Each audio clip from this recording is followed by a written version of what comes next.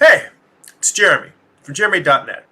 I am a comic book artist, writer, creator, and I share my creative process here with you on the internet. If you'd like to support this channel, get additional live streams, see my comic pages before anyone else, and tons of free bonus content, you can go to patreon.com/Jeremy. That's patreon.com/GERIMI. To see the best of the work I share on social media, on Instagram, on Twitter, Tumblr, all delivered to your inbox once a month, you can sign up for my monthly newsletter at newsletter.jeremy.net. You will also get a free digital sketchbook for signing up.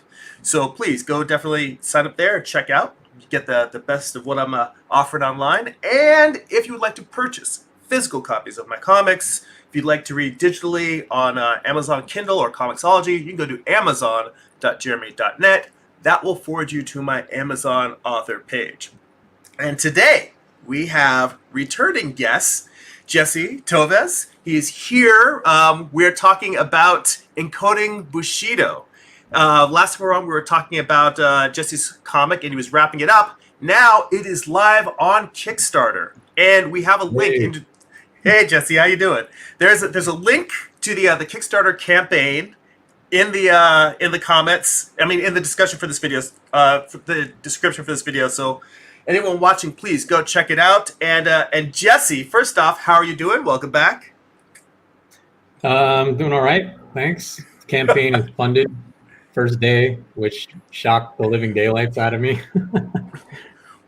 Well, that's impressive. I mean, when I saw that, first off, I've had a chance to read it. I've been able to see issues along the way, so I know it's a great story and the art's beautiful. So I'm not surprised by that. But that's still an impressive feat. So first off, congratulations on the funding and the first day. For people watching who haven't who missed the previous episode that you were on, you mind giving us a quick just an overview of Encoding Bushido, what the story's about again? Sure. The elevator pitch has always been, if you could turn the samurai code of the Bushido into software, would a robot programmed that way be honorable? Yeah. So, but that's really the top level. You know, what do they call that? Yeah, it's the elevator pitch, right? That's the high concept, but it works on multiple levels. Yeah, but what it really is more an exploration of the 7 deadly sins that match up, oddly enough, to the more modern interpretation of the samurai code, which is 7 principles.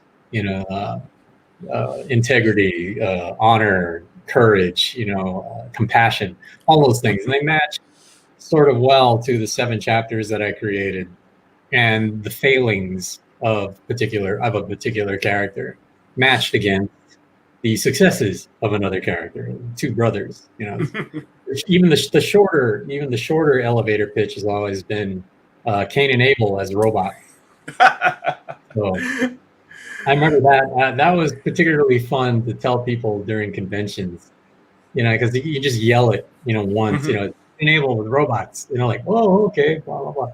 And if you had even a moderate religious awareness or upbringing, you would understand the story of Cain and Abel. Yeah, so. Or even for the secular folk, you can always just say it's East of Eden with robots. Yeah, it's something like that. You know, I've never actually seen that in any form. I've never seen the James Dean movie, but I actually read the book because so many people told me that it is Steinbeck's one of his best, if not his best novel. Yeah. And I will tell you, it is a damn good book. It's very, very long, but it's really good. I mean, maybe if you want to get the audiobook. And there is a spoiler halfway through the book that I'm not going to tell you now, but there's a spoiler that made it incredibly fascinating. And I was like, wow, this is it's deep. It works on a lot of levels. I see Carl Alstedter's in the chat. He said, pitch it. Carl's in there. I see Amar's in the chat. He says, what's up to you and me? I see King's here hanging out. I remember Amar. Yeah. You know, actually, I have, let me see, up here. Yeah.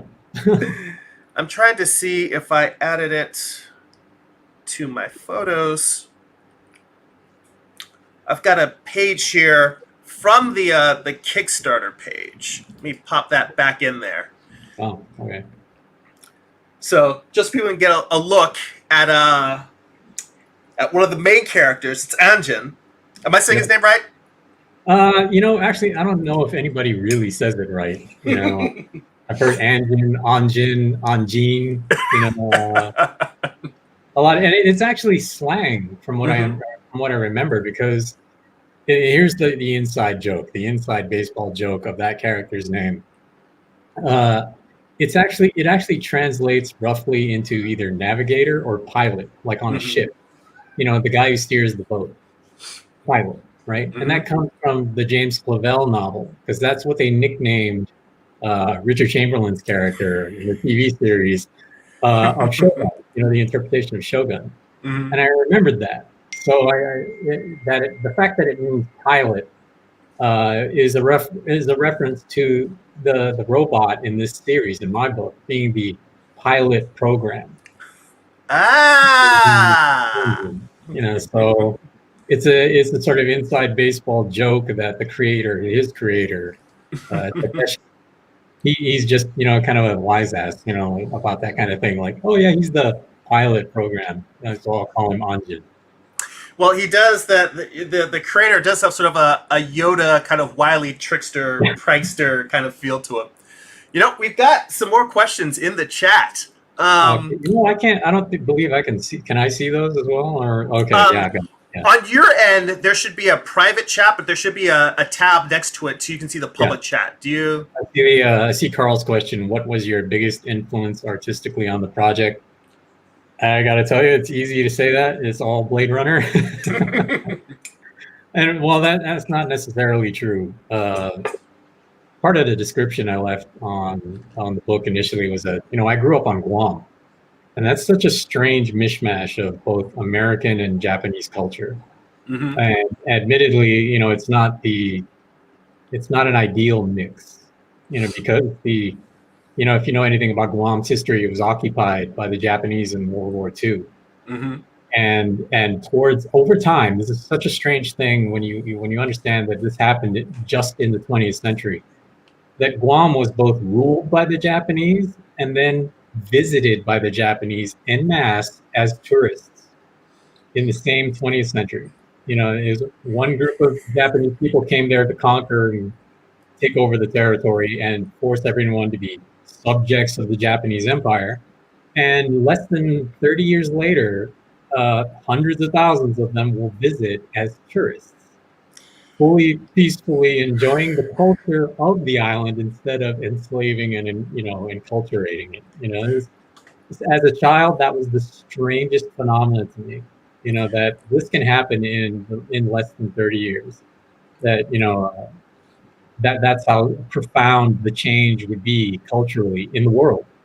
That one generation would experience imperialism, the other generation would experience outbound capitalism. And that would be its defining nature. So that really was the defining cultural influence for me of this book. There's such a strange transformation.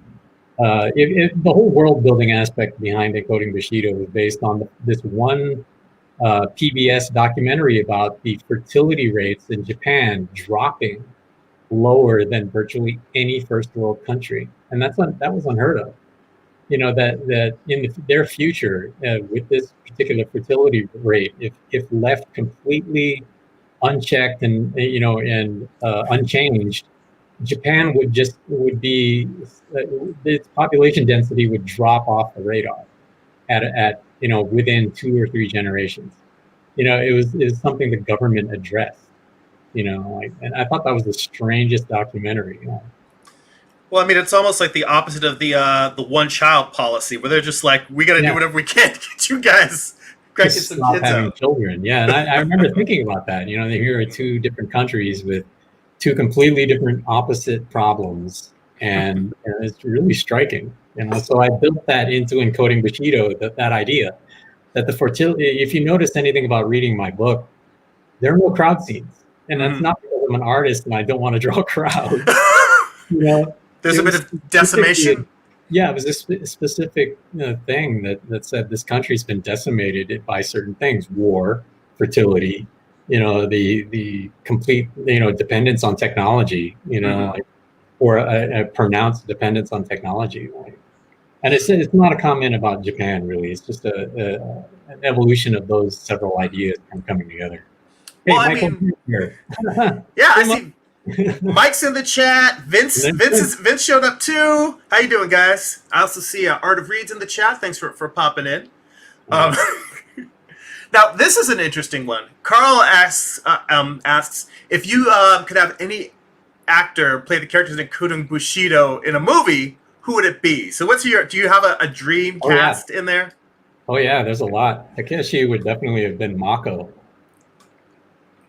From all the use, voice of Samurai Jack's Aku, uh, Oh, wow. as well as in Conan, Mm-hmm. I killed him with my spear, like the wizard from Conan, all kinds of roles, but he's been everywhere. Mm-hmm. Uh, and then I forget his name, uh, but he's actually been in movies that I've worked on. uh, God, what is his name? He was in Mortal Kombat. Oh, the original. The original Mortal Kombat. He was the big boss. I'm like, I keep forgetting his name. I want to say Kerry Tagawa. Well, hopefully hopefully somebody in the chat who has a better memory than I do will chime in, because I saw Mortal Kombat once in my entire life in the theaters when it came out. Right. I And that watched makes it sense. briefly. Like it was on repeat. Like, and solely because I was starting to get into digital effects and animation, and that was a very early example of digital visual effects taking over Hollywood. Yeah, I forget what was the Yeah. name of the character with four arms. Goro. Goro. Goro. Yeah, Goro. There's a spectacular animatronic that appeared like in 2 seconds of the film. Like, but you can imagine a film like that. Like when you're growing up, especially in the United States, that stuff was maybe a little nichey, Mm-hmm. but back home, that was mainstream. When I was growing up, that's all kids would talk about. That's all kids would watch. Japanese cinema or Japanese influenced Mm-hmm. cinema, kung fu movies, and actually back home, it started to be less of the mainstream for kids as more Western media started to come into play. Everybody started to get MTV. Everybody Mm-hmm. started to get all this other stuff. And I Well, think I talked about that in the last time we were online. Is that so much of Guam's television and media came secondhand from television stations in California. just hopping on that signal. Yeah, exactly. I'm literally just bootlegging it, and then bringing it over, on giant tapes, and replaying things with the commercials intact. I think I mentioned that last time. There's a commercial from the Southland that Pete Ellis Dodge in Long Beach Freeway, exit Southgate. Southgate. Yeah, yeah. I memorized that as a child on Guam. That is so crazy that signal made it all the way over there. I remember that one too. I remember this is Cal Worthington and his dog Spot. Go see Cal. Go see Cal. My entire family started singing that song. I'm like 6 years old watching television, and if you want to go see Cal, go see Cal. I'm like, what the hell? Well, I mean, hey, the man knew how to make a catchy commercial. Yeah. You know what? I do see a couple more questions in here, but before we dive into more of the chat questions, Mike congratulated you on hitting your goal on your Kickstarter, and I kind of want to get into that a little bit because, I know you said that a lot of your bubbles were burst in a positive way about how you thought this campaign was going to go, and that you thought it might be kind of a long slog. I am very curious to hear what you thought the campaign was going to be like and how it has been. Which, by the way, folks, if you're listening, the campaign is still live and it's running.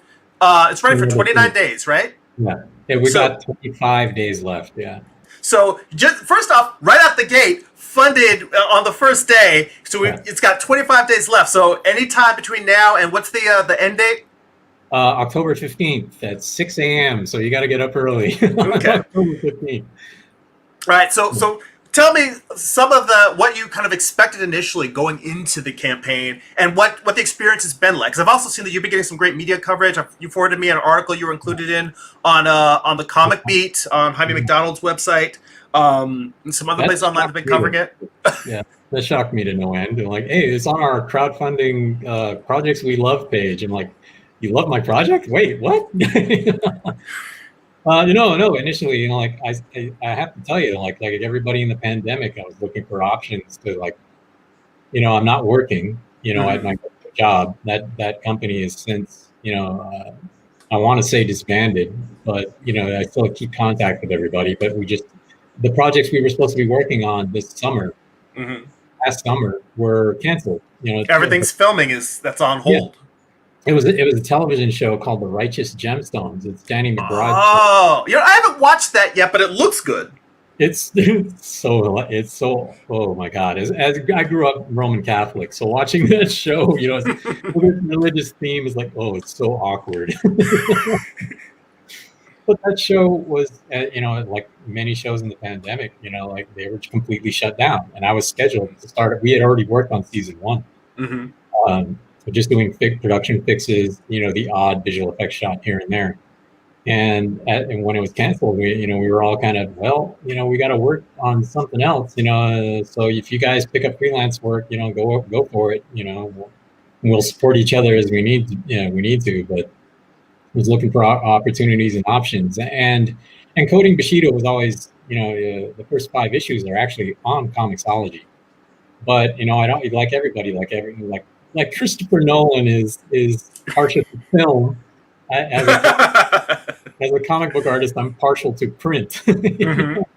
So, I wanted to do that eventually as a hardcover, but I thought there was no way, and that's there was no way I had enough of a following, enough of an audience to build up what would be in a tremendously expensive, collected hardcover that I'd have to, have offset print. I'd have to get, quotes from God knows how many people, and shipping maybe. I did not want to print this overseas, and you couldn't do it overseas at the beginning of the lockdown because nobody was going to ship here without quarantine. Quarantine and customs getting hold of it. God knows you'll never get your book, right? So, the next logical step was to launch a Kickstarter, and I honestly thought, with the numbers from, my book does okay on Comixology. It's not setting the world on fire. It's a small, regular amount of royalties, checks, sales, and I have to actually track and really push the book on things like Twitter, Instagram, whatever, all those social networks, just to get the sales that I do, on Comixology. It's a slog, to use that word again. And I thought that Kickstarter was going to be the same way, only with a shorter timeline. And this is the biggest, talking about bubbles being burst. I have famously made a big deal about, I have been off of Facebook for 6 years. It's one of my favorite tweets, when somebody brings up Facebook, I would just type the same tweet, Facebook free, and then put a date, right? 5 years, Facebook free or whatever. And I got back on it just for this campaign. And there were very few groups on Facebook that I was aware of that were active, in some way. And it's changed really dramatically. I think just the amount of feedback I got from various Kickstarter groups. You pointed me to Comics Launch. Tyler James Group. Tyler James's group. And that's been, I think I've listened, I think I've mined his podcast for what he, is actually selling as a course. Because I was just, like a lot of people, I was going to his YouTube page, playing everything at two times speed all day long. It's a lot to cram into your brain. There's so much information. Yeah. But between, signing up for the free stuff that he's got, and he packs a lot of value into his stuff. So eventually, I think I am actually going to go into. Oh, anyway, I brought up the name. I want to say this. Kari Hiroyuki Tagawa. So I did get Kari Tagawa right. I missed his middle name. Thanks, Ayweb. Amar on the spot there. Thanks, yeah. Amar. But yeah, going back to a Kickstarter was like, all right, I know I have the smallest email list imaginable. I started with 30 names. Mm-hmm. And I started emailing everybody off of that small list of emails, that I had. I emailed everybody I knew professionally and emailed everybody I knew personally. And I only managed to build that up a little bit, the emails. So I'm thinking, all right, this is going to be a fight. I've got to reach as many eyeballs as I possibly can without, breaking the bank on advertising and all this other stuff. What they say you have to do when you launch without, the benefit of a built-in audience. I just saw Cal Worthington summoned the power of the Worthington. Yeah, like thanks, Vince. Well, yeah, apparently Cal Worthington, missed his opportunity in the modern age. He's passed away, but yeah, the Kickstarter was really like they say, it was out of necessity. You've got to do something. You have this product, it's finished. I think it's beautiful, and compelling in different ways, and you might as well try to see what's out there. It's like the common business phrase is that you're leaving money on the table. Yes. So the opportunity, to start it, was there. Everybody's at home. You basically have an unfortunate captive audience that is almost persistently online in some way, which was another. Here's one of the biggest bubbles there, which I can't actually quantify. Okay. Was that the engagement rates on my work are very low when I look at my metrics on Instagram, Twitter, and now recently Facebook. They're extremely low. And without the benefit of the analytics from independent websites, like Twitter gives you a base level of analytics, Facebook does as well, although I didn't have that earlier this year. And Instagram gives you virtually nothing unless you're a professional account. So by my own measure, by my own statistics, and by my own estimation of my reach, I thought maybe I would make $500 the first week. Right? I have a spreadsheet where I ran simulations on. You ran simulations? Yeah. I had a simulator based on. I can bring it up, actually. All right, let me switch. Let me bring you. I don't know if I have to. There's actually some personal information on that. Oh, okay. All right. So, yeah, I used an estimate of an average backer range, like according to my reward tiers. What is the average backer at this level? What is the average number of backers at each level of tier? So I ran different simulations on 20 backers here, 10 backers here, 5 backers at this level, no backers at this level. And I would run different simulations that way.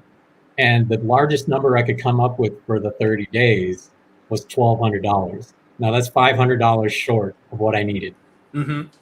So and I'm like, you know what? I'm going to run it anyway for the experience points. I'm going to run it, let it fail. I'm going to see where I was weaker, see where I was stronger. And no matter what, I thought I would pick up new followers, specifically on Kickstarter. And, and I have to say it, I was completely wrong. In a good way. In the most devastatingly, like, your numbers are wrong. Your simulations are crap, get a better AI. Yours sucks. You know what? No, I actually look at it much more like the Sally Field Oscar speech, where it's like they like me. They really like me.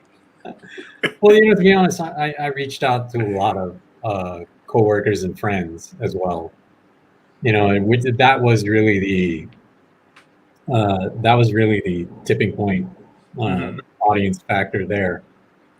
I think they had been, somebody on Facebook, a handful of people on Facebook had been, sharing some of my stuff, even when I wasn't on Facebook. So there was an awareness there I wasn't aware of, which helped a lot. It was one of those things that I hate to quote Donald Rumsfeld, but it was it was an unknown unknown. It was an unknown unknown. Yeah, it was exactly that. Well, wait. Speaking of, we don't know. Speaking of Facebook, so did you run any ads, Facebook ads, Instagram ads, any other? No. There wasn't a single ad. No. I absolutely depended on the the kindness of others, to get past the AIs and the algorithms. Okay, people are claiming that Facebook hates outbound links. I'm like, well, it can't hate outbound links if everybody keeps sharing the outbound link. I mean, the whole point is that people share stuff on Facebook, which means there's always stuff that's coming from outside. But I mean, from what I've heard, the real thing is just, it's not that they're against people sharing stuff from outside. It's just they want to make you pay to get it seen. That's their, that's the business model. I want to dig more into your Kickstarter experience, but I know that I'm going to lose track of comments that are further up. So real quick, I wanted to jump in. Carl asked if you're planning to do a sequel or what your next comic book project is. I started writing the sequel last night. But that's really only if this does. I'm putting everything on a if this, then that sort of way of going forward with this. If I reach a certain level, and that level's up to me, I'm not going to say that publicly, but if it reaches a particular level, I'm going to do a sequel. If it doesn't, I won't. Frankly, a sequel would only be, let me put it this way. One of the people I worked with is a music video director. His name's Andrew Donahoe. And if you look up his name, Andrew directed quite a few really massive music videos for 21 Pilots. And it would tickle me to death to actually get, towards the level where I can get a film deal and let Andrew direct my movie. That would be awesome. Because, hey, you can work on the VFX. No. Oh, you don't want to have anything to do with it? I have told everyone involved with this project that the absolute top level goal is to give the top level creatives that I know free reign. And I would be, I can't think of an example in literature or in pop culture or in whatever, where I'm just like, here's the raw material, go away. Don't talk to me, just send me updates. I don't care anymore, or it's not that I don't care anymore. It's that I want you to care about this now, and walk away. It's kind of an unprecedented, artistic subject, can you walk that far back away from something that you really poured, for me, 2.5 years daily, into something, I want to walk away from it and see what someone else is going to do with it. But I have to get to that level, and I'm nowhere near that level. That's, that's a dreamscape level fantasy, but it is, I've thought about it, what's the ultimate, everybody thinks of what's your dream level achievement for this project. Mine is to just walk away, be invisible while it changes and grows. It's like, because that's a weird meta, kind of thought experiment. You put something into the world and then somebody else is going to run with it. As opposed to, I can't remember, for some reason I keep thinking of Mario Puzo, but I don't think he's the novelist. But there was a novelist who said the best way to work with Hollywood is Hollywood's on one side of the chasm, you're on the other side of the chasm, and you say, here, I throw you the book, you throw me the money. Yeah, you throw me the idol, I throw you the whip. Yeah. Exactly. Yeah, Amon brought up some good points. There's stuff about Instagram that, I found out. It's that fact that you can switch back between personal and professional. But one of the, I've been, in part of my research in doing that is that it compromises your reach when you hit a particular level at a professional. And, I have such a small following, it probably wouldn't have triggered this feature. But it's been said that Instagram will, do the same thing Facebook does and throttle your engagement and Mm-hmm. throttle the If you viewers. go back between professional and personal. Well, no, that when you switch to professional and stay there and start posting, it'll Mm-hmm. start, doing things to make you want to pay. Boost, yeah. Yeah, yeah. Oh, would you like to pay for this? I'm not at that level. It probably wouldn't have No. triggered that capability, but I did actually do that. I went back and forth just to get one aspect of the audience that I wanted to know, which was when are they online? Because it's a very simple graph that shows you when are most of your followers online. And now, Instagram does things like who do you interact with the least, which is, it's like unfollow this crowd because they don't give a crap, like, Which I guess is good to, you know what? That's the problem. I rarely look at the analytics, not because I don't care, but because the act of just trying to get work done is so all consuming that I haven't been able to play at that higher. I'm still playing checkers. I'm not at the point where I'm playing chess yet. So, yeah. but by the way, as a side note, Vince said it was probably good to mention that what I'm drawing is just what's on the screen while we're talking. So I'm working on the page, I think this is 32 of the final issue of Morningstar, so I'm working on layouts for that. Which, by the way, if you have stuff on your screen and you're drawing and there's any things you want to show, for instance, maybe some of the stretch goals or the different tiers for the campaign. I will show you what I've been working on recently. All right. Let me see here. I have to share screen on my end? Yes. Okay. So this is, you guys see that? Hang on. Let me remove my screen from here. And then, let's see here.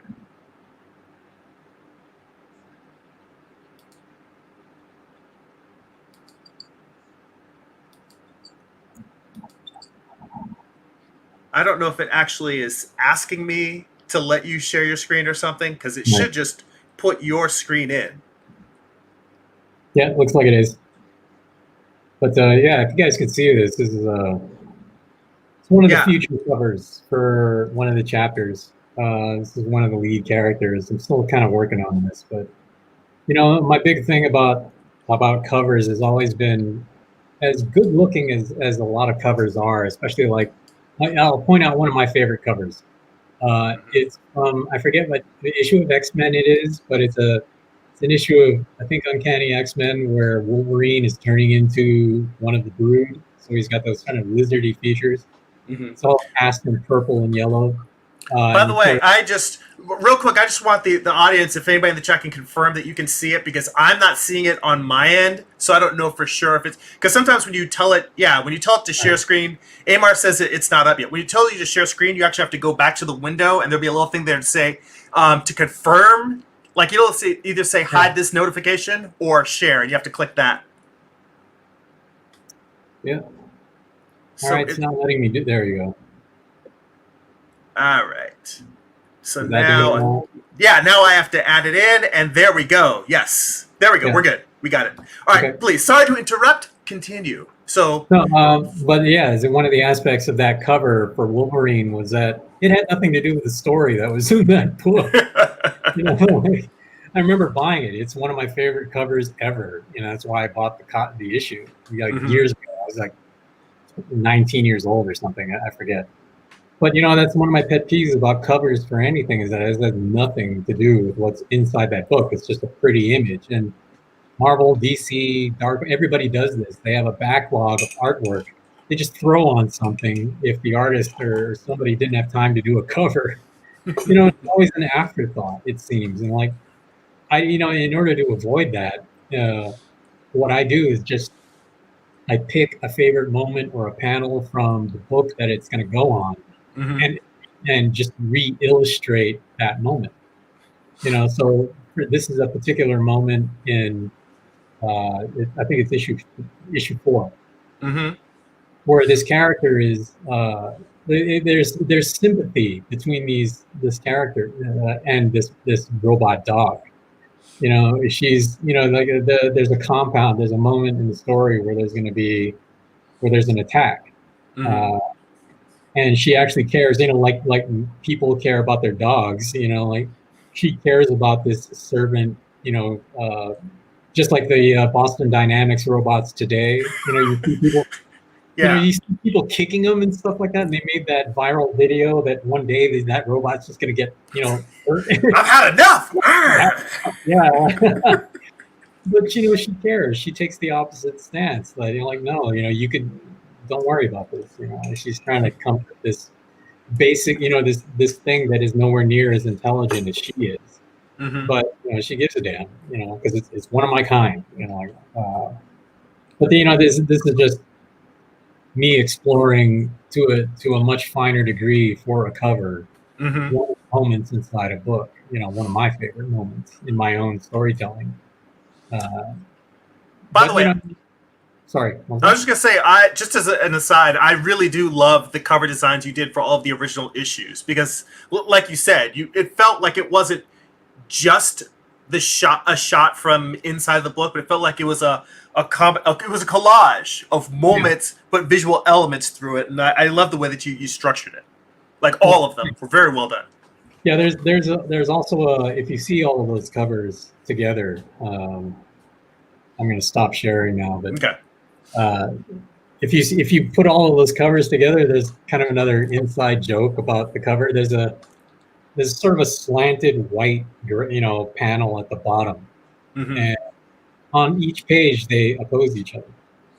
Right? So it's got like a nice wave going throughout. Yeah, if you see them together, they form this kind of zigzaggy line. Mm-hmm. That's meant to do two things.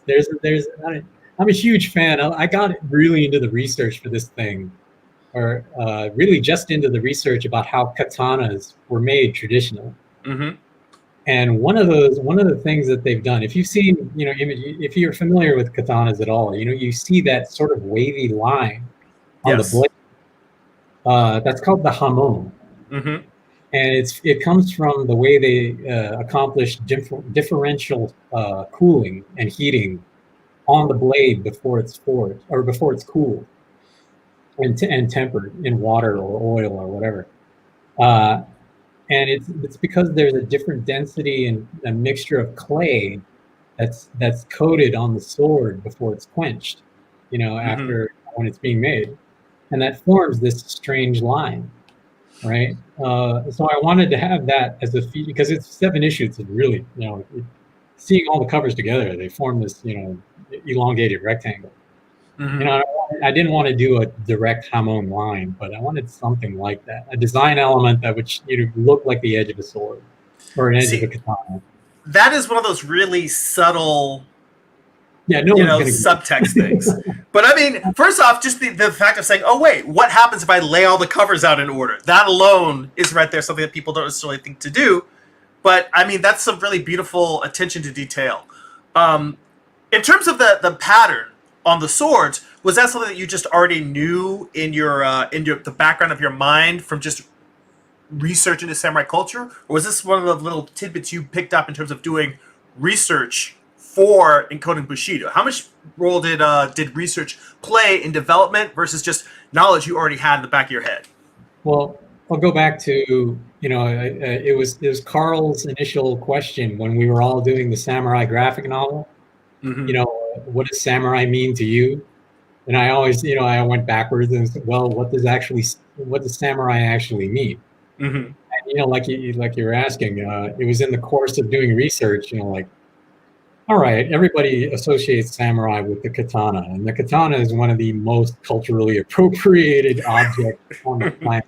Mm-hmm. It's in everything, in Kill Bill, like they went into it so briefly, mm-hmm. That it bugged me. And that was one of the things I both loved and hated about Kill Bill is that this. You're gonna make a whole movie about Hattori Hanzo, right? Yeah, but you have to understand that even Kill Bill does not tell you like Hattori Hanzo as a character would have been like 10 people, or up to about 5 to 10 people, because creation of a katana traditionally is not the job of one person. It's the job of several. There's a person you can loosely call a blacksmith who creates the blade. But even before he gets a hold of the steel, there's a steel maker. There's a person who makes what is called tamahagane, right? The raw steel. It's made from black iron sand and chromium and all the other stuff that, forms this. They look like meteorites, these just hunks of metal, but they're absolutely prized for making quality katanas. After the blade maker it gets a hold of it, it goes to a polisher and a sharpener. And that person has his stamp to put on it. Then it can actually go to the person who makes the scabbard. The people who will make the manuki. The little symbol that's embedded, wrapped. As well as go to somebody else who makes the wrapping. Which comprises of eel skin and other fibers. There's a whole community that makes a katana traditional. It's almost like a studio. It's like kind of like a comic studio. Well, they're like a lot of places. There are communities that form that way, in Japan, or over distances and whatever. But it takes quite a few people. If you want to make one traditionally, almost no one makes a katana like in the Hattori Hanzo sense. No one makes it from start to finish. Yeah, he's great at blades, but his manuki sucks. Well, yeah, because I mean, it's hard to, much like the sole comic creator, it's hard to be a jack of all trades. Speaking of which, Carl asked earlier on. By the way, Michael Harris says he's taken off. Mike, thanks again. Even if you're already gone, thanks for joining us. We're glad you were able to chime in and catch the episode. Yeah, Mike's got his own new books coming out, and they're super appealing. Oh, stuff. Cool. Yeah. I was gonna say, yeah. Well, Carl's asking what your experience was like creating art digitally, and I know that you've been working digitally for quite a long time. I mean, was there a point where you considered doing this traditional? And no. No, I stopped doing comics traditionally, almost from the get-go. Last Comic-Con I went to get portfolio reviews was in I think it was 2003, I'm going to say. And I stopped doing any pages traditionally. And that was completely, completely out of expediency, my job at the time, like so many other digital artists, in the early visual effects days, was everything's on the computer. You had a Wacom, Wacoms were starting to become popular and inexpensive. I bought one. We didn't have Cintiqs yet, but I had this little 4x8, tiny little Wacom. I used that thing for close to 10 years. It still worked when I got rid of it. It was an amazing, piece of hardware. But it was really just, I've got to keep things, sort of professionally focused. It was to my benefit to keep things digital when they helped my professional work and not just my comics. I had already switched to regular photocopy paper instead of bristle just to save money. I photocopied a Blue Line Pro page en masse on an entire ream of tabloid paper, ledger paper, just to, I'm not paying $10 for that. Oh, there's a $5 ream of tabloid paper. Oh, yeah. $20 for a pack of Blue Line Pro, or I forget what they cost, but I can pay nothing for this pile of reusable paper. I don't care what the quality is. The end result is always going to be digital anyway. That was another part of the thinking. But today it's a different story. I'll do something completely, analog, just because I want to sell it. The one-off. And to be honest, it just feels nice. It's a tactile experience. To be outside, to draw with graphite, or ink. There's, it's a different experience. So. Well, yeah, you used to post, and I know you will continue when you're able to go again, but all those images from when you would go sketching at the Huntington Gardens, and all those beautiful landscape and outdoor sketches you would do, studies from the paintings at the museum. Yeah. So, yeah, I mean, even if you're working primarily digitally, it doesn't necessarily speak to a distaste for traditional. It's just a matter of, like you said, expediency. Yeah. Like, I mean, as it is now for me, yeah, now that I've switched over to digital layouts, it's actually really hard for me to stop myself from finishing the comic digitally. And the only reason why is because I've done, 7 issues traditionally, so I want to finish the whole series that way. The next comic work I do Completely. will be digital. Yeah. So, and speaking of next comic, well, I mean, I know that this, well, I was going to ask, do you know if you have a future idea for a comic? Oh wait, well, you answered that there will be a sequel depending on how this is received. Yeah. But do you have ideas already for like other stories that you want to do beyond Encoding Bushido, or is it mostly going to be sequel this or not? Yeah, no, they're like, I don't know if you remember Pages of 8. Yes, yes. Your anthology, your anthology of one. Yeah, my anthology of one. Yeah, Army of One anthology. That book always had 2 other stories that were completely unpublished. Mm-hmm. But that's a total of 5 that I can just play. Rock, scissors, paper, and myself and say, okay, which one of you wins? Just roll the dice. Like any one of those stories, I would be happy to continue with. They had tons more sci-fi, fantasy. There was even a slight, I want to say, young adult horror. Mm-hmm. That story didn't make the anthology, and that was just because of time. I just picked the first 3, ran with them. If anybody liked them, that's fine. But honestly, that book was practice for encoding Bushido. It's just like, could I color an entire book myself? Could I do it at a particular level? Could I do world building on a completely new level? Like there's that whole level up, that thing everybody talks about. That's what Pages of 8 was for me. But any one of those stories is one I'm proud of all of those stories.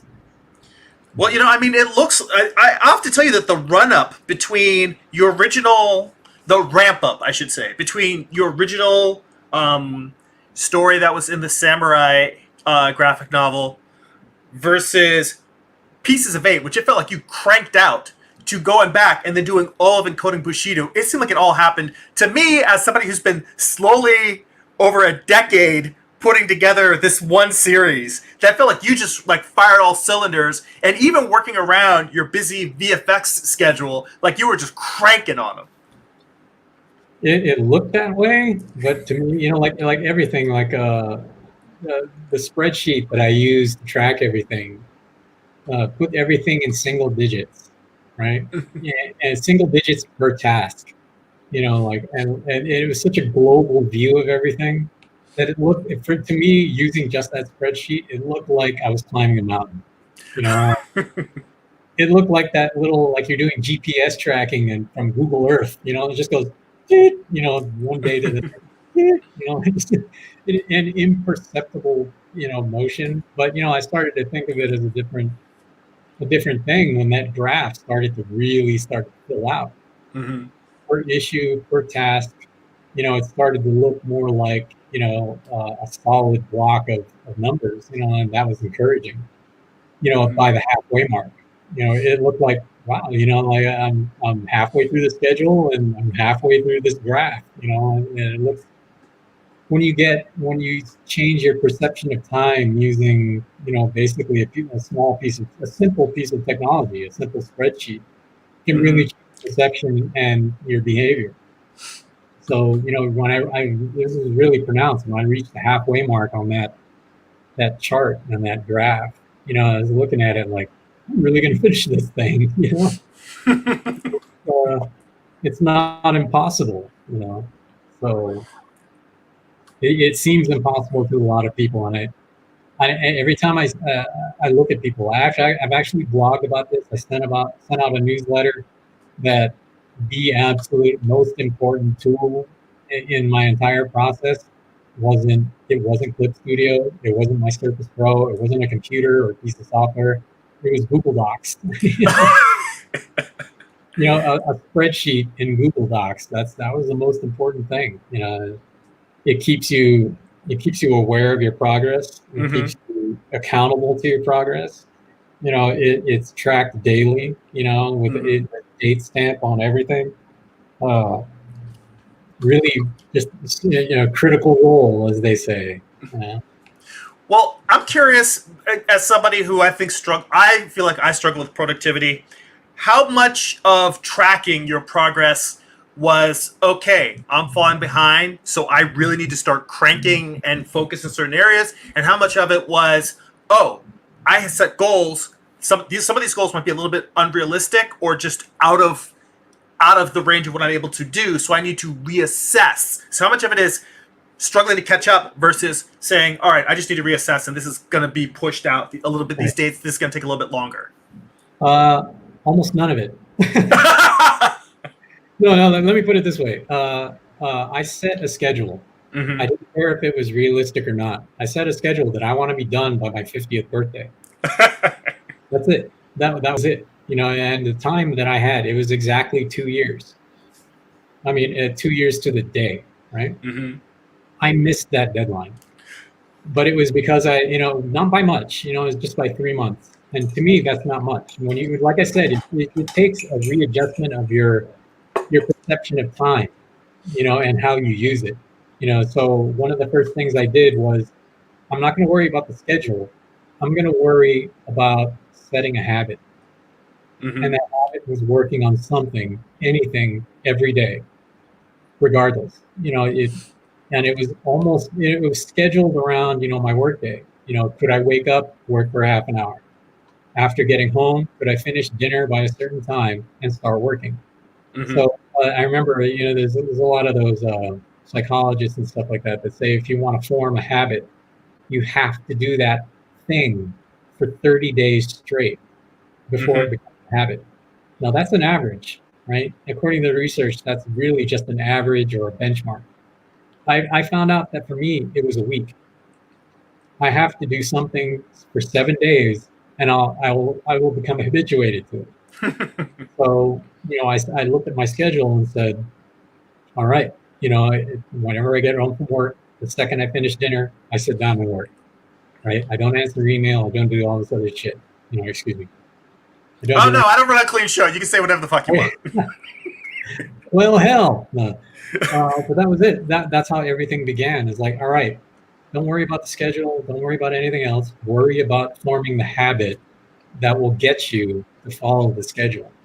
Mm-hmm. And I think that's the thing that everybody does wrong, or at least doesn't get right. Mm-hmm. And I've seen so many people do it too. They publicly go onto their Instagram or their Twitter. It's like, I'm starting my graphic novel. I'm posting and blah, blah, blah, blah, blah. I'm like, all right, I'll see you in 7 days. Or I'll check back. I actually did this. Mm-hmm. I won't say their names, but I remember looking at people on Twitter, on Instagram, Facebook, not Facebook because I wasn't on it. But I look at it back. All right, it's 30 days later now, according to the average. You're not doing anything. You're not posting. You're not talking about it. You're not, if you're online talking about it, or if you're offline and working, I don't see it. Mm-hmm. But if you're online and talking about it, I do see it, right? Mm-hmm. And what I see people do is like, oh, I got to get back to doing it. Like, why are you posting that I need to get back to doing it and not actually doing it and posting your work? Well, that's one of the things. My whole approach is it takes me so long to finish an issue. People think I'm extremely productive because they see new artwork every day. It's all work in progress because I'm like, look, it might take me a year to finish an issue, but I'm working on it every day, and I want people to know that at least I am working on it. So I don't want you to think I'm just letting stuff float. So I think that's the approach I've been taking. Yeah, you have both accountability and visibility of your project. Mm-hmm. And I remember looking at these people I was following and thinking, it was part of my experiment as well. I don't, it was a validation of my experiment, mm-hmm. so to speak, that, I can tell from the things that you're doing online that you're not accountable to yourself. You're not accountable to the platform you're posting on. Mm-hmm. You haven't formed, a ritual, a habit, or a system. Like I remember, I forget who the guy's name was. It's sort of a Tim Ferriss kind of Tools of Titans suggestion that don't depend on your habits as much as you depend on your systems. And I did both. I created the system first. I created the system for tracking everything and whatever. And then I worked on the habit, and those two things, kind of merged, and I got my book done, and it Well, wasn't, it was late, according to, I readjusted my schedule, but that was, mhm. intervening factors, like I got this huge project towards 2018 at work that really I became basically a CG supervisor, and was responsible for, the entirety of the CG on this on several projects that, I was like, oh man, this is getting rough. Yeah, every day coming home, like, oh, I'll do something. Well, okay, I'll rewrite some lines and whatever, as long as you did something, and that can be accountable on that schedule and that system. Mhm. It works. Yeah. Like when you You plan it. know, a couple of people in the chat, like Amar, Peter Palmiati, which, hey Peter, how you doing? And they all mention what is the name of that? Trello. Yeah, Amar and Peter were saying that that's a pretty good organizational system, which I haven't used that before. So maybe I've that's the heard of reason it. why. Huh? I've heard of it. I've never tried it. Yeah. Yeah. I was gonna say maybe I'd be more productive if I use some of these systems, but for me, my system is simply I've got a time of day that I make art. I sit down, I do it. That's my system. That's, everybody says, you have to figure out what works for you. Mm-hmm. But there's a flaw in that logic. Like if you've never figured it out for yourself, Mm-hmm.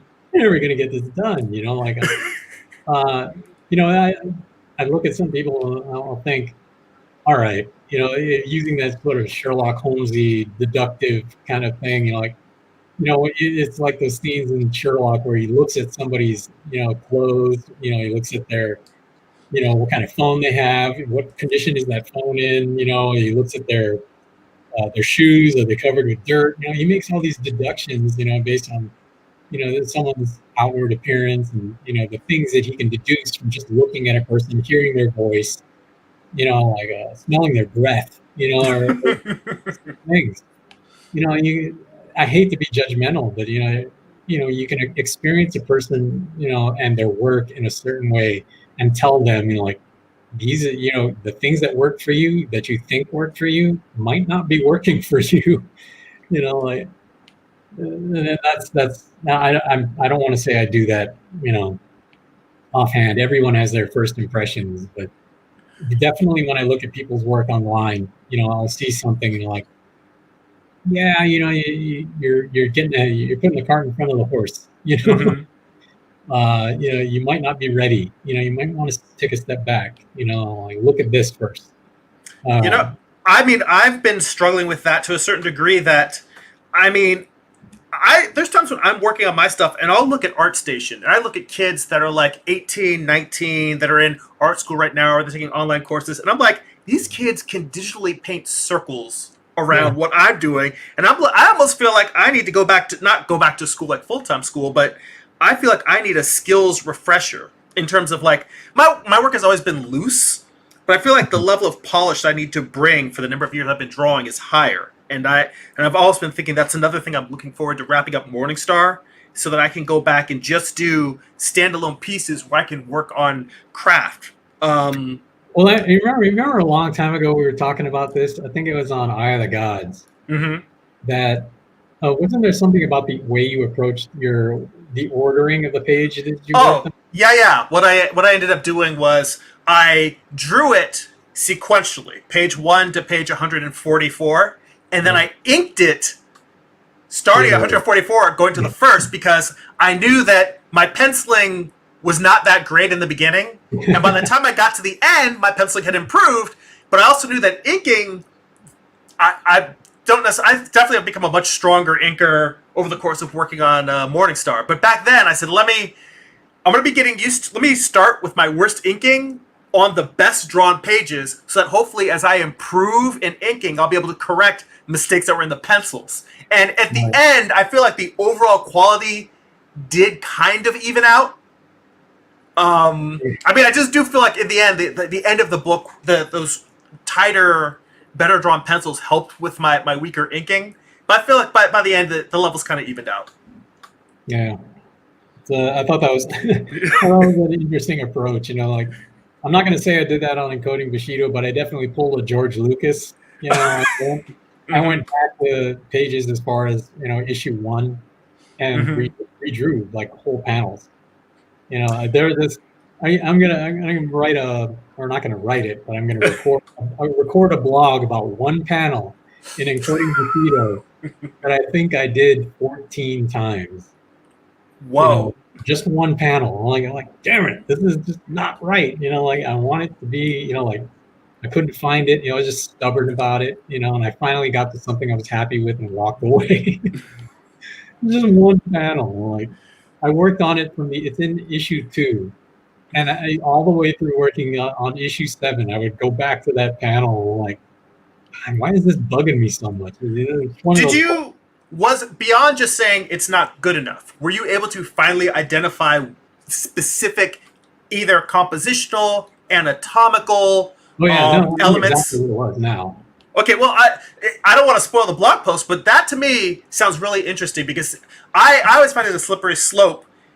Because if I go back and start redrawing one thing, I will go back and redraw everything, and I'll never get anything. I'm suffering of that now. That's one of the downsides of working digital is that I can see places that aren't as good as I'd like them to be.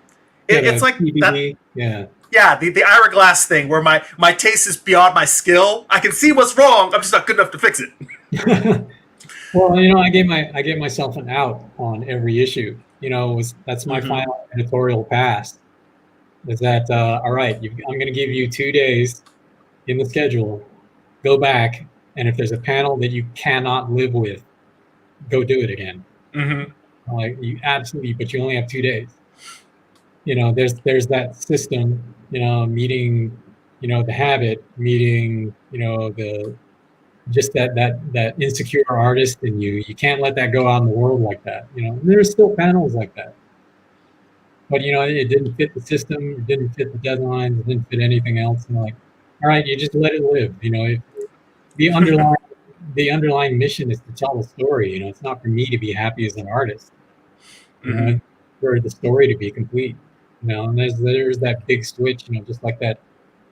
You have to make an adjustment to your perception and treatment of time when you're a comic book artist and you do everything yourself.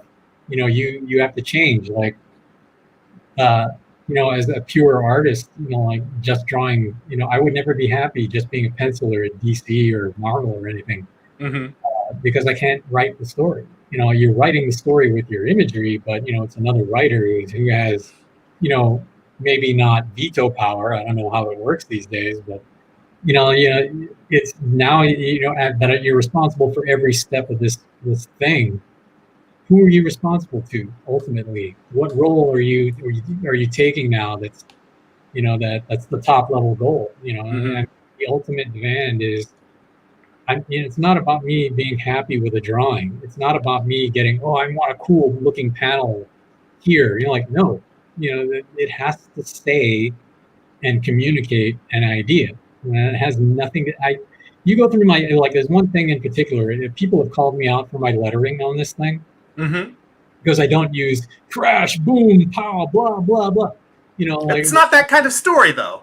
No, and everything goes back to that one world building aspect of, that documentary I saw that Japan has been decimated by these particular disasters and fortunes that have created a society that is incredibly quiet. Mm-hmm. And it was one of those, if you watch a lot of Japanese cinema, you will be, just compare the amount of music in American movies and the amount of sound effects in American movies.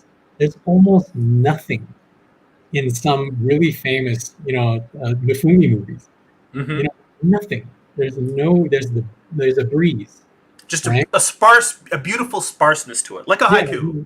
Yeah, and that's exactly what I wanted to accomplish with Encoding Bushido in terms of, there are times, whole pages where I'm telling every aspect of the story with the images. Mm-hmm. And you've already been told, all the detail leading up to that moment. For every moment where I don't have a single word on the page, you've been told what's on those pages. In subtext and in actual text. Mm-hmm. The conversations are quiet. these people are reserved. There's part of that aspect of Bushido that you don't have to yell. I heard you the first time. I'm good at my word. I don't have to repeat. That's actually it's written. It's a translated thing that a samurai does not have to repeat himself. A true, if you follow the warrior way, your word is your word. You only have to say this once, and then you have to carry it out. That's part of the integrity. That virtue of integrity. I thought that was really fascinating to me. That like when you just go on YouTube and pull up a popular American movie, it's got a score, it's got sound effects, it's got blah blah blah. Then pull up something like any one of the the Zatoichi films, and just look at there's almost never a soundtrack in the fight scenes. You'll hear a grunt or groan, some footsteps, there's some Foley work, but they're incredibly quiet and crisp, and it forces you to deal with what's happening. Unlike Michael Bay, which I still love Transformers, but you get out of those movies and your ears are ringing. Right? Just overkill. It's too much. Yeah, it's too much. And even in Kill Bill, even Quentin Tarantino understood that some of those moments need to come down. Like when you see Beatrice Kiddo finally face off with Lucy Liu. What is the denouement of that moment? It's quiet. You can hear the snow falling. It's in the sound effects. I think that you just hear this gentle hiss of snow. It's fantastic.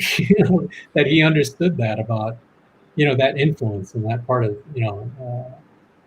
the Japanese cinema. Like, just shut up. You don't have to say anything.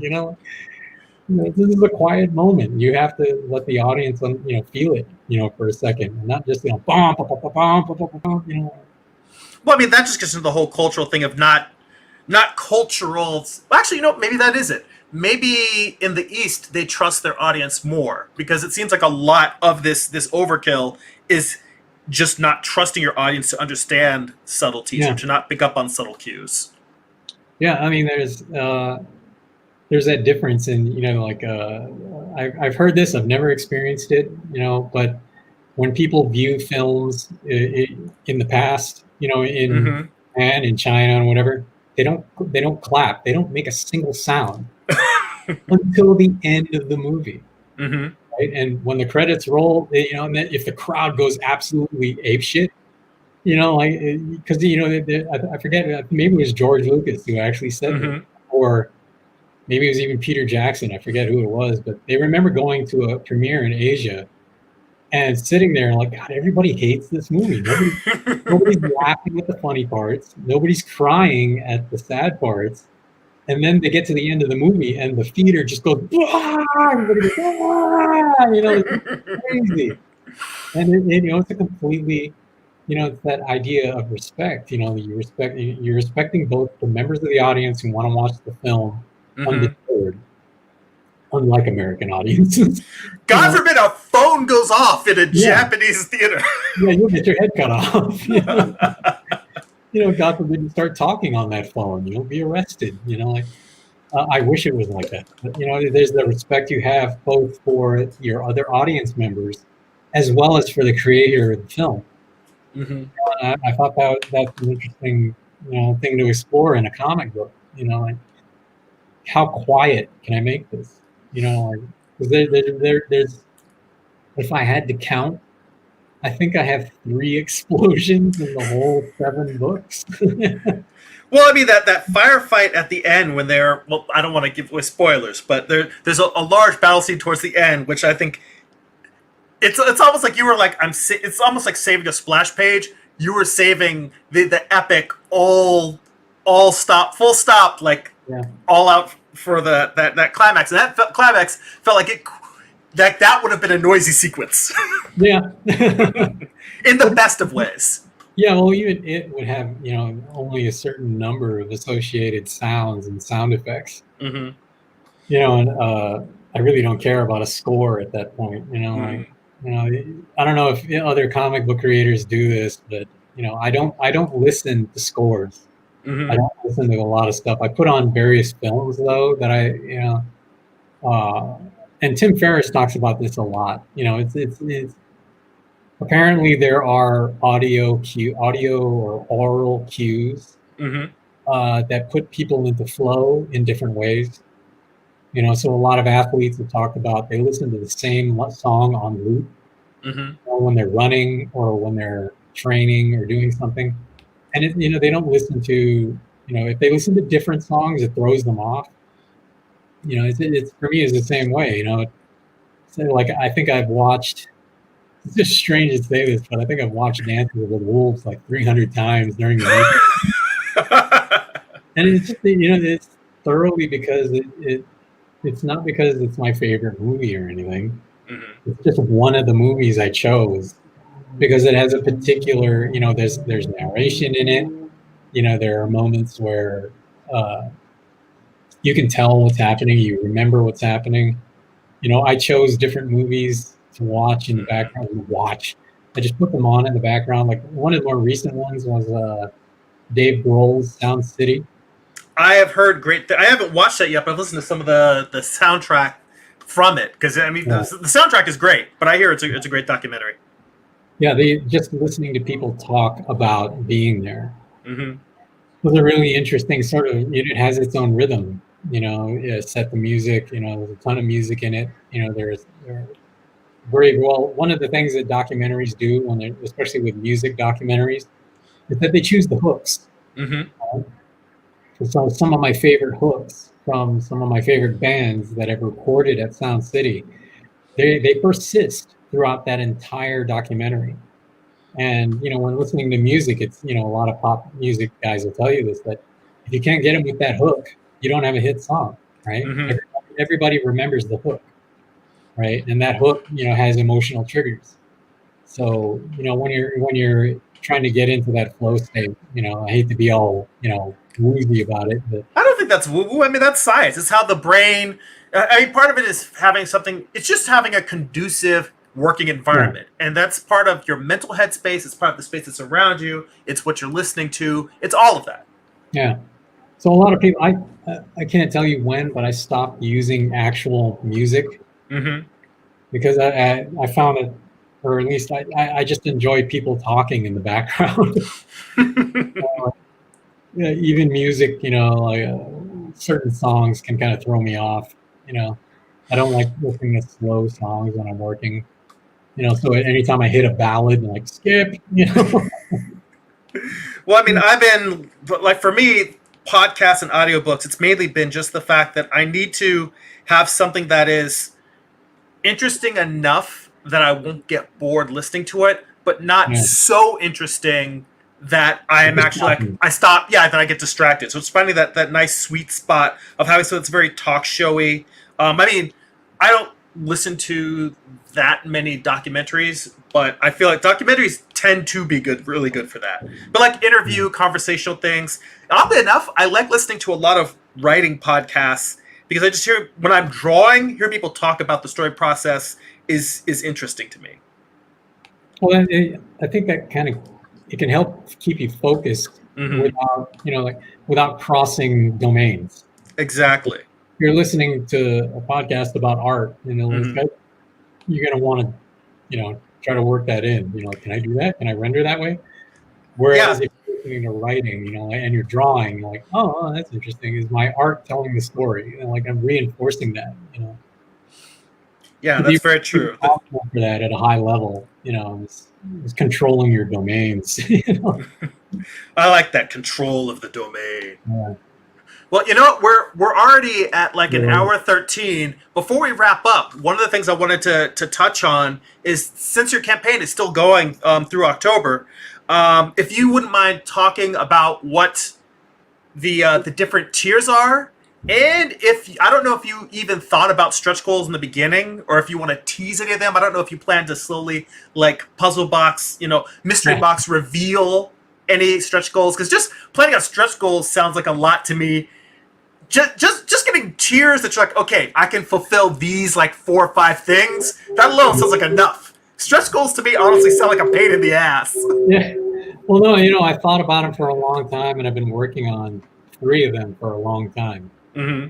And I will say that there were a couple of people. Well, Carl was in here, and Mm-hmm. I'll tell you that one of the stretch goals involves Carl, Ah.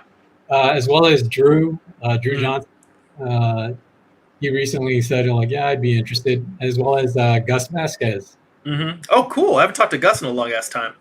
So yeah, they're involved, hopefully. But I have to, like everything that's involving stretch goals. I need to reach a particular level before I Mm-hmm. even consider that, yeah, this is worthwhile. But I will tell you that for myself, the one stretch goal that I'm looking forward to the most, and I'll tease it here, is that I want you to be able to build your own robot. Ooh. And I'm going to give you the plans to do it. uh, Regrettably, it's one of my robots. You can't really make it your robot, your robot. Well, you can customize it, is what I'm trying to work on, something that everyone can kind of take this thing and run with it. Well, I So don't think it's regrettable because I mean they're coming to it for your Kickstarter, so obviously everyone would like to have their own version of your characters. yeah, I'm just kind of interested if I can actually pull it off. It's something I haven't done since my packaging design days, and it's far more complicated. But I'm trying to simplify it to the point where a 10-year-old could do it, or at least 10-year-old me could do it. I knew that because I've done it before. I did it before when I was a kid, but definitely one of the easier stretch goals is that I'd like to get artwork from both, or excuse me, all from Gus, from Carl, and from Drew for something special. At least if you're bored of looking at my artwork, so am I. Well, what are the basic tiers? So like Yeah. Basic tiers are a couple $3 or so for just one copy digitally. You can do $6, get the full 48 pages, first 2 chapters digitally. And there I go for anywhere from 10 for just just the print copy. That's all I want. If that's all you want. But I do have special features that unlock at the $15 level. One of the things I really wanted to get to people was their own copy of the 7 Virtues of Bushido, and mm-hmm. how that's relevant to, or how I'm relating that to the making of katanas. Which is there's a process in the making. There's one discrete process in the making of katanas uh, that kind of matches up to the 7 steps of, or the 7 virtues of Bushido. Mm-hmm. That I thought was kind of poetic, and I believe it's at the $20 level where you can get these 7 prints that actually form a katana. So each print it divides the katana, its hilt, it's all this other stuff, as well as relevant images from the book, and a little write up, as well as the kanji of that virtue. Uh, so it's not just a print that looks pretty. Mm-hmm. Sort of like those motivational posters, like discipline. But it makes a larger image. Yeah, it forms a larger image, which is, to me, is that ultimate meta meeting thing behind the samurai code, is that when you can get these 7 ideas together, uh, you can kind of, you're looking, I hate to say it, your death will be honorable, your death will be good. Well, an honorable death, I think, is the best we can ask for. But the top tiers at $50, you get original art, an original inked piece from me. Mm-hmm. At $100, you get virtually everything I've ever published, but in digital form. So you get the digital downloads of pages of 8. You get Mm-hmm. the 48 pages of the first 2 chapters. You get the making of. I have a 48-page, or excuse me, a 24-page full, all the concept art, or most of the concept art, most of the relevant concept art. A lot of the digital renderings I've done, the digital models, are represented in that making of book, and I talk about my process at length in all of those pages. Mm-hmm. But you also get original artwork, all the prints. But at the $500 level, I was going to 3D print Anjin. Oh, damn. as a statue, approximately a one. I think I was going to print it at 1.5 feet tall, possibly 2 feet tall, because that's a really nice scale for the printer that I have, which is an Ultimaker 2. It's not resin, so it's a little more affordable, but still an extremely it's an extreme commitment from me. So at $500, you get everything that I've got in the Kickstarter, both digitally and in print. Really, there are only two things that I'm printing, which is uh, the book and the 7 prints, which are going to be, full glossy cardstock. Really, they're not, paper archival prints. They're cardstock, rigid. They're almost plaques, which I'm hoping, they're very heavy cardstock. But that $500 level requires quite a commitment from me if anybody buys it. I think that calculates to, I think it's a full month of printing on my printer. Every day, one part, committed, 24-hour print at the highest possible level. So, or at least a high level that I can afford to print in time. So yeah, there are levels for just digital. You just want the book or a book among the first 2 that I'm releasing in this Kickstarter. And in the future, who knows? If this really does well enough, and the future Kickstarters won't be just the chapters. You choose where your entry point is. I only need this copy. I only need that copy. I don't know yet. The unknown unknown. So I mean, if you just in terms of finishing out Encoding Bushido, do you see it maybe 1 to 2 Kickstarters per year? So you've got the first 2 chapters, then in 2021, maybe got 3 and 4, and then 5 and 6. Well, I'm hoping not to do that. The ultimate. Let me put it this way. Here's the way the code branches. That if the Kickstarter does well enough for chapters 1 and 2, and people get interested enough in it, and I can make enough money with it to get it into retail in some way, then hopefully those first 2 chapters will finance everything else. In some way, or at least like the Kickstarter is meant to do, to kickstart the actual journey to the collected hardcover, and then I can just be done with it and start on something else. But there is that eventual, okay, maybe I'm gonna have to do another Kickstarter for the future chapters. I don't know what that looks like yet. We'll see in 25 days. Yeah. Well, I mean, I'm curious because I've seen people have success with both methods, where they are literally serializing on Kickstarter, like they're doing each issue. And then I see people who do first issue and then the collected trade. So I mean, the methods are, I see positive outcomes for both. And me even thinking about, once I'm done with Morningstar, possibly doing a Kickstarter campaign for like a collected bonus features edition. I mean, I've told that to you before, that I have like 90 pages worth of thumbnails and sketches for each issue, so I really could make a graphic novel out of each issue. So that's something. But I mean, it again, that is there demand for that? Yeah, I'm doing the same thing. I got to gauge demand. I completely misgauged demand for the first Kickstarter, so I have no idea. Again, I still have no idea how far I can take these other ideas. Like I have an idea of what I can do now. But even that it has to be tempered against, if people got this first book, there's the attrition of people who don't want the second book. And everybody has made, in my own research of people who have done their own Kickstarters for their independent books, that's something you have to gauge, your estimation of what your future is.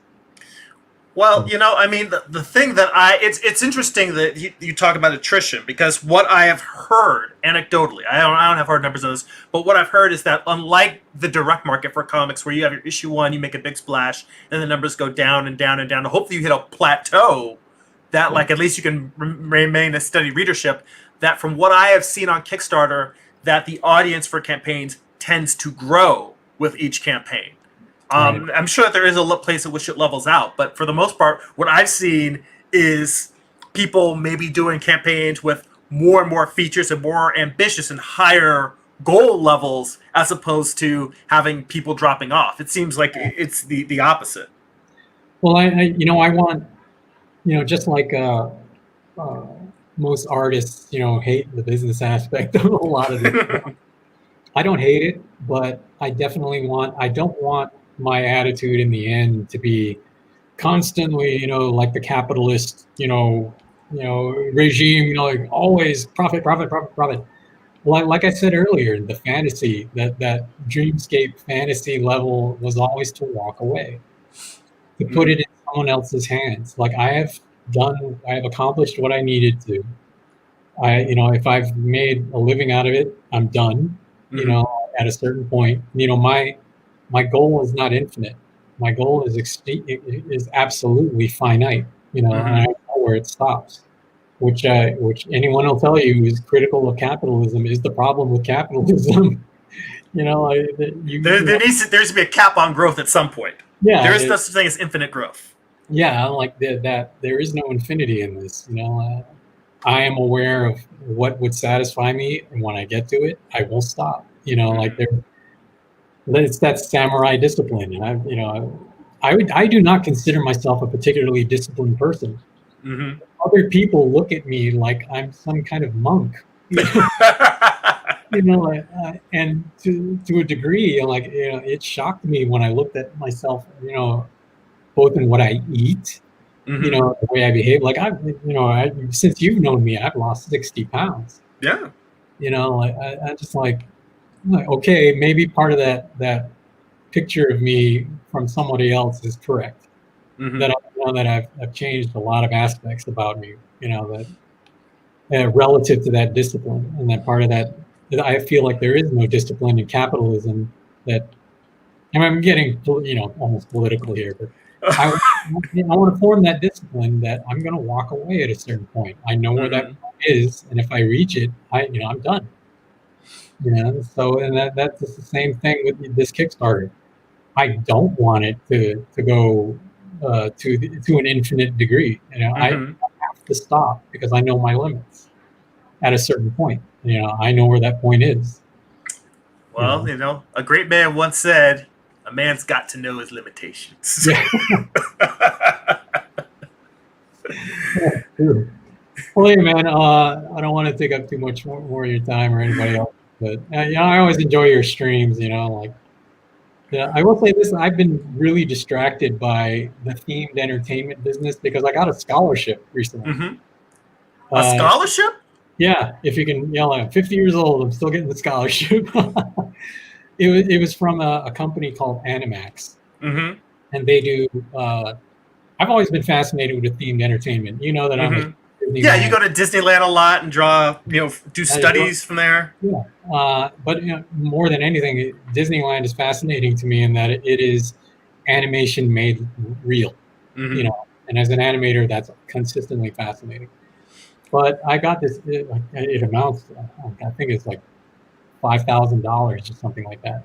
To digital case studies for the Themed Entertainment Association's THEA award winners, and it's been one of those again about branching.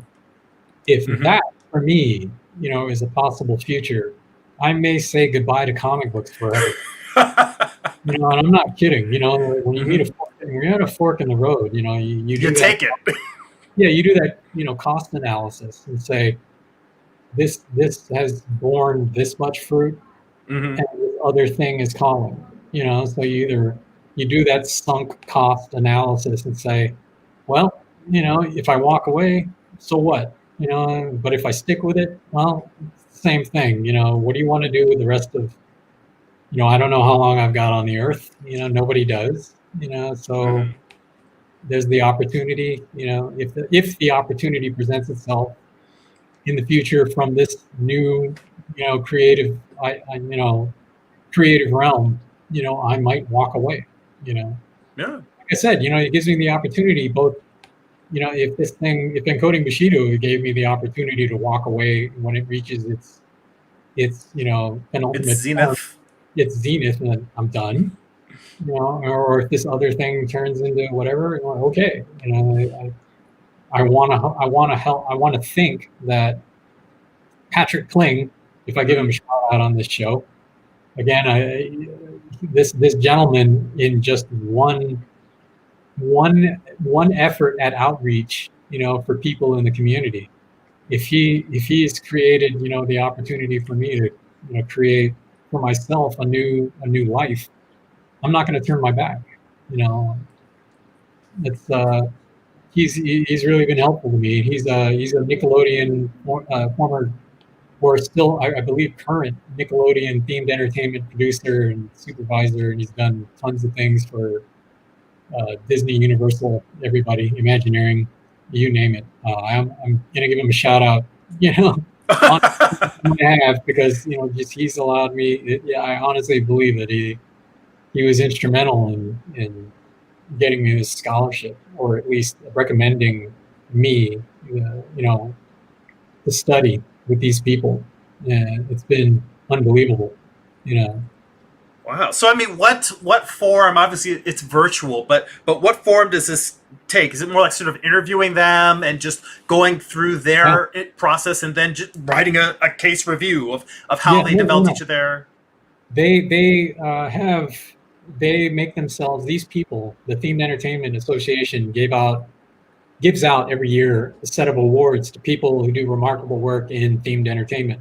Mm-hmm. At the end of the year, the Digital Case Studies invites all those the key creative people, the creative principals, to convene with people, and ask questions. They present their work, very deep dive into their work, and you get access to these people. You ask them questions directly.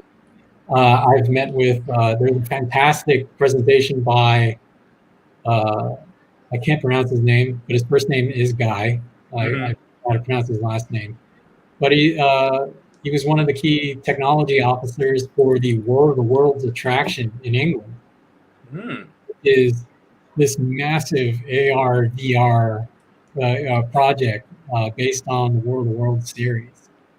And it's immersive entertainment meets themed entertainment, and obviously it's had to change its, like everybody in the theme park world has had to adjust to the pandemic, but we're still operating, still running, and it's just really fascinating, the technology that they've unleashed in this thing. And I got to ask them questions directly. We met in a small virtual room. I think there was maybe 10 people. And that's an opportunity that's not afforded to the general public, which is why the TEAs charge quite a bit of money for the members. It's like a TED Talk, Smaller. Well, smaller. but the idea of it being a high, a high price ticket thing, but for a very, very select audience. Which, and also it's nice that this is also, you get to use your journalism experience in this. People, everybody else is like, what's it like to be at Disneyland every day? I'm like, so what are the challenges between blah, blah, blah? What's the, I can actually ask technical questions too. I remember I was asking, I was trying to say goodbye 5 minutes ago, and here we go on another. Well, you know what? I mean, this is one of those things where we've known each other so long that it's like, I know that you and I could just sit around and just shoot the shit for a while. So I'm fine with the main thing is I want to make sure we put a cap on talking all the Kickstarter stuff. So I figure we can just, because I know you and we would shut off the camera and ramble for another 5 or 10 minutes anyway. So it's like that. I'm just figure let the world enjoy that. I already saw that Amar's taken off. So thank you, Amar, for watching. Good to see you. But at this point, it's just us talking for us. And we're letting the world enjoy that. Well, these digital case studies actually, the second one with this War of the Worlds interview that I did was actually after day 2 of the Kickstarter. So I'm like, as much as I care about the Kickstarter, I have got to do this. And it's a whole morning, right? And it goes from, I believe, from 8 to almost 1. Where you can view the case studies, meet in their chat rooms, talk with people. It's like going to school, and it's really fascinating to me that these people like will just sit, everybody has all the time in the world because of the lockdown, and it's themed entertainment has actually shut down with barely, a few theme parks here in the States getting back up to speed. In China, Disney World or Disney Shanghai reopened first before anybody, and even they were, very, very skittishly, or not skittishly, but they enacted policies and cast member behaviors and all this. They reacted with the countermeasures, to the pandemic, probably better than anybody, as far as the video evidence is indicative of. Well, I mean, the fact that there's a history in Asia of people already wearing masks whenever any type of outbreak happens, and that seemed like such an anomaly in the West, and now we're like, I guess we're on that tip. But they're just like, if it's like, we don't care what disease is coming, something's making people sick, we're masking up. Yeah. There's some people chalk that up to, it's an authoritarian society, and blah blah blah, and whatever. I don't want to discount that argument, because it's bearing out. That these people are more used to doing certain things that the government demands of them at a moment's notice, like wear your mask, don't come out, do this, do that. It's true. But they are actually. It's because of previous outbreaks that they're more disciplined dealing with it, and I think that's unfortunate. The United States can take a faster tack that way, but. Well, I mean, it also, again, not being versed on what's going on over there. I mean, obviously, I know that there's protests in terms of Hong Kong dealing with China taking over more of their government. But in general, it sounds like, that aside, that they're not dealing with the same level of culture wars that we're dealing with right now. Yeah, it's not the same, or it doesn't feel the same. Getting back to the themed entertainment idea, that all of these people are trying to take every opportunity they can in this lockdown for outreach. And again, I'll bring up Patrick's name. That he met with me. I think this is how this happened. I saw a post from him on Twitter that said, I work in themed entertainment. If anybody would like to talk, about this business, who hasn't had the opportunity to do this, let me know. And I hit him up right away, and we were talking the next day, or it felt probably the next day, just personally. And then it sort of snowballed into, hey, have you heard of this organization? They're forming this scholarship around people in the pandemic who can't afford, and I couldn't afford, at the time, $2,500 for all of the case studies. And they run all the way through October, or excuse me, I think all the way to October, November. But we started in April, so April, May, I believe. And one of the last ones, which I can't miss, is about Galaxy's Edge.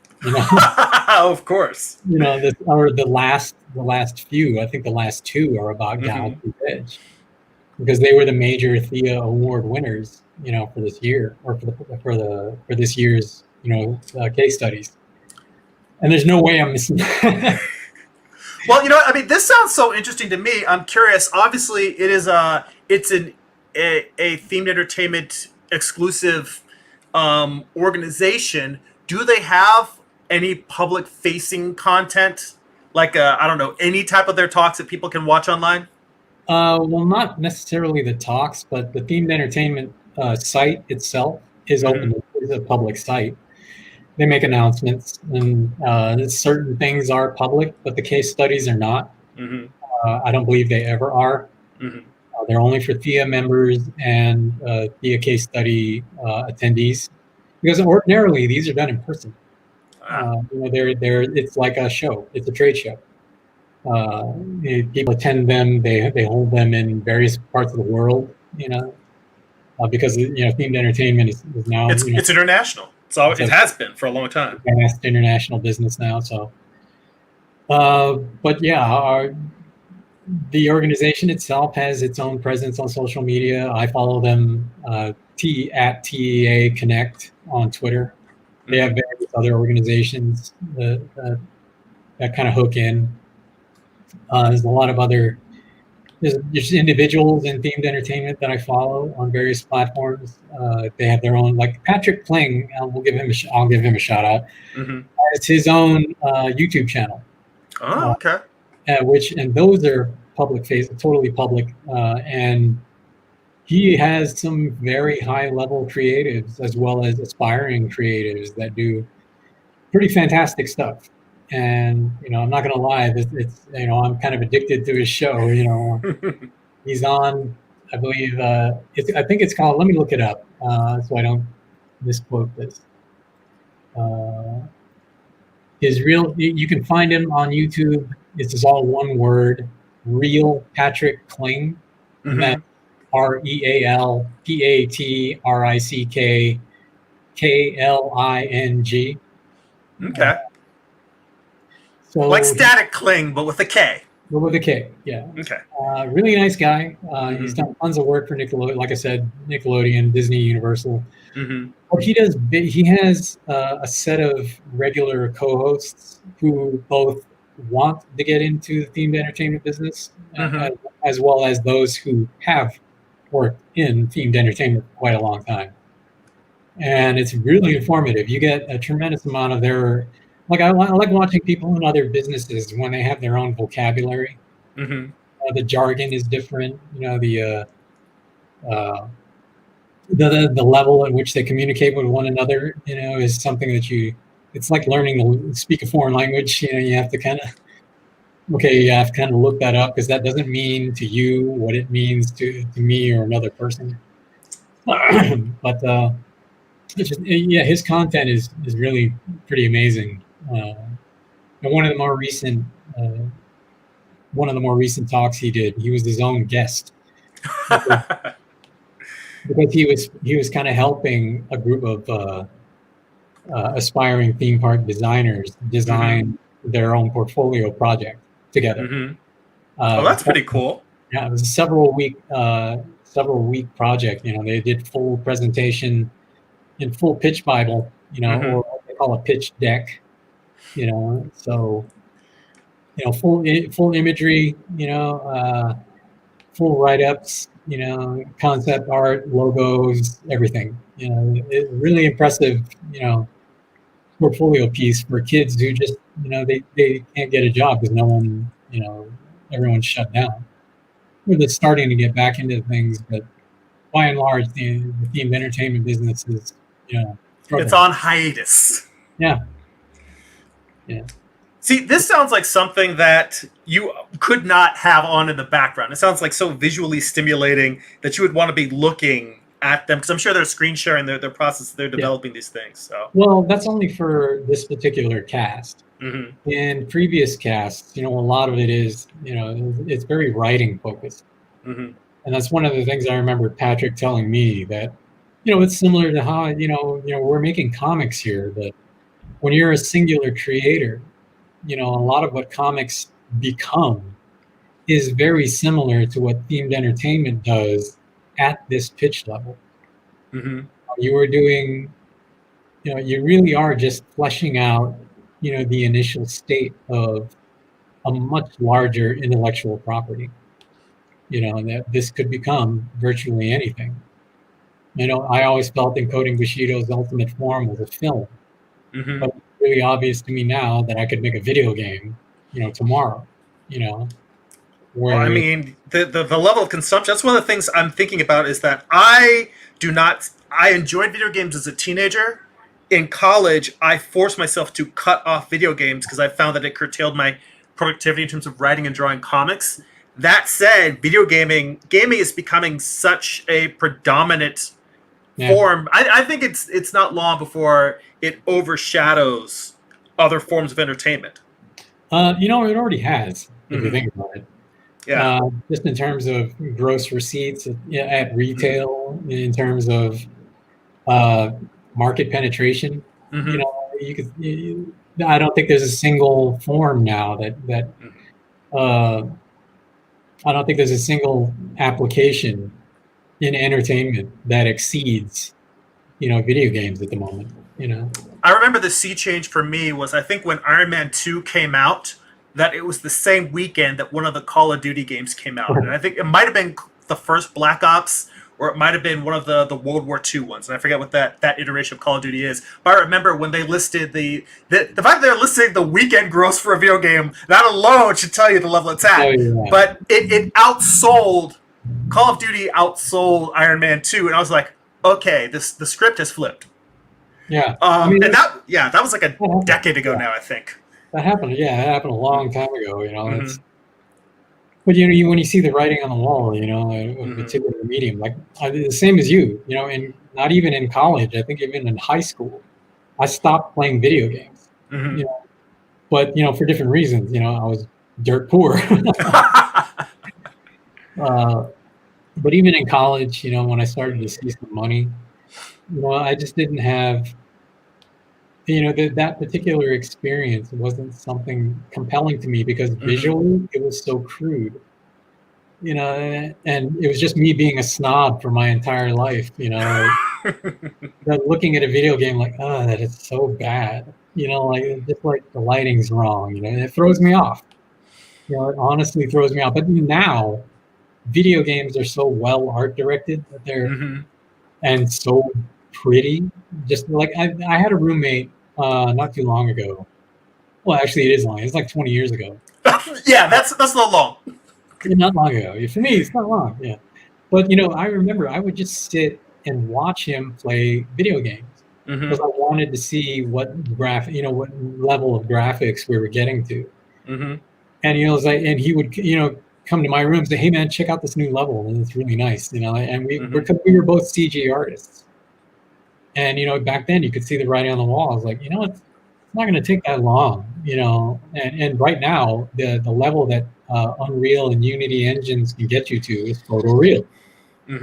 And people are using Unreal and Unity engines and Crisis and all this other stuff to get photoreal renders in real time. Like even Industrial Light and Magic for Rogue One used renders in real time of K2SO. In the film. So they were generating these renders, like from the motion capture, they're using the Mandalorian. It alone is proof that you can get elements projected, to be. Oh yeah, that the volume, the bubble. Yeah, I remember you told me about that last time we were on. I had to go and do some research and look that up later, and it looked amazing. Jamie Gamble, he was on that set. He was on that production. And he says, like, yeah, it can be really disorienting because in real time, if that thing is moving in a way that tricks your inner ear, you get a little bit of vertigo. You go like, ooh, what's happening? And it's all in real time. We no longer have that barrier, for certain forms. One of the things that Unreal doesn't do in real time currently are the finer, what people call implicit surfaces, like hair. Like hair, real-time flame and simulations, those still don't happen quite in real time. They can be recorded and played back maybe at a low resolution, but doing a real-time complete fluid simulation like for water, like flowing things, that's still not there yet, but we're going to get there. We're absolutely going to get to the point where you can completely photorealistically render a digital world. And it's not going to be as it's not going to be on supercomputers. Like let me put it this way: the Millennium Falcon ride at Disneyland, I think that occurs on 8 graphics cards. That's it. That's nuts. It's per ride, like per pod. The Millennium Falcon ride works a certain way that when you're in one of those pods, right, that's one cluster of dedicated GPUs, and there are even I should say that there are a set of backup GPUs that are run in concert with those projectors at any given time, just as a failsafe. Well, they would have to, because otherwise that's thread shut down. Right, shut down your reliability numbers, that kind of thing. Yeah. By the way, Carl is taking off. I just want to say peace out, Carl. He actually said Jamie who. I think we just name dropped Jamie without mentioning Jamie Gamble, sound engineer. As well as comics publisher, writer, very modest guy, but he's been tremendously helpful to me. I know that. And we creative raconteur in many ways. Yeah, exactly. And also now, a member of an Emmy award-winning team for The Mandalorian. So, congratulations. We can have drinks at the Emmy parties now. Yeah, I know that. Wait, is it in the next 2 weeks that it's happening, or when is it happening? Because I know that there was. Well, the Creative Arts Emmys have already taken place. Oh, okay. But that's how you know he's award-winning. All right. Yeah. Yeah, they have already announced those awards, but the virtual primetime Emmys is happening pretty soon. I think it's this weekend, or this coming weekend. Sorry. Yeah, I rarely watch award shows, so it's hard for me to stay on top of that. It's watch award shows that I'm on. And that's not I've already commented about that. But the 2 awards that I have won, I was working the night of those award shows. I'm like, man, can we go? I'm like, nah, man, we got a deadline. Well, hey, that's because you're a professional. Yeah, and then they call it, hey, you guys won, by the way. Like, yay, get back to work. Crack that whip. Yeah, that was years ago, though. I haven't done that since. But yeah, well, coming up on 2 hours, I want to get some lunch. Yeah, I'm getting hungry. I got comics pages to keep working on. Again, for people, if you want to go to the description for this video on YouTube, it'll take you to the Encoding Bushido Kickstarter page. So it is running until October 15th. Yep. October 15th. So 48 pages, volume 1. It's available in multiple tiers, digitally, physical, prints. If you've watched it all or want to go back and watch the replay, or just scroll through the Kickstarter page, see what tier fits you, definitely go check that out. And for my stuff, again, if you're on here, this show is brought to you by my patrons on Patreon. They help keep this show free for everyone else. If you're a Patreon member, you can get a bonus live stream once a month. We do the art book study group, where we look at various art books and we go through, sitting down like a study group, trying to study, learn, improve our creative crafts. You can see all. Yes. You can go see all of that at patreon.com/GERIMI. To get the best of my social media posts delivered to your inbox once a month, you can get some blog posts, artwork. I've been serializing the older issues of Morningstar in the newsletter. So you can definitely check that out as well. That's newsletter.jeremy.net. And for physical copies of my comic, or if you read digitally on Amazon Kindle or Comixology, you can go to amazon.jeremy.net. That will forward you to my Amazon author page. Jesse, again, thank you so much. Are there any URLs you want to point anyone to, or anything on social media you would like them to check out? You can get to everything from that Kickstarter page, I believe, which is just fine. Just hit the Kickstarter. All right. Focus, Focus. Yes, focus shot. So everyone, check out the Kickstarter link is in the description of this video. Thank you, everyone. Thank you, Jesse, for being on here. Thanks for all the great questions, y'all. That's it for now.